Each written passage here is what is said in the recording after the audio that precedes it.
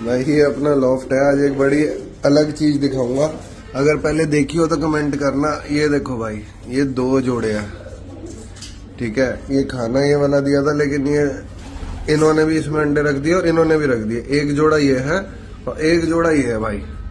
और ये देखो, ये इसका नर है, ये इसका नर देखो, इतनी पास नर बैठे हुए हैं। ये इसकी मादी में देखो भाई, इसके नीचे भी अंडा है, ये भी अंडा सेक रही है, ठंडे में बच्चा है। और भाई ये भी अंडा सेक रहा है, ये देखो भाई, 2 अंडे इसके नीचे भी हैं।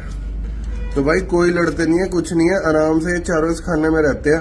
तो बड़ी यूनिक चीज थी भाई, मैंने पहली बार ही देखा। हालांकि इनको अलग करना ही पड़ेगा इस झोल के बाद में, अब रखे हुए अंडे पे बच्चे पड़ गए तो भाई इसके बाद ही इनको सेपरेट करो ना। लेकिन भाई फिलहाल के लिए बड़ी अलग चीज लगी कि भाई मतलब 2 मेल एक खाने में लड़ नहीं रहे और 2 जोड़े एक साथ रह रहे हो। देखो भाई, खाना बड़ा है लेकिन फिर भी बड़ी यूनिक चीज लगी।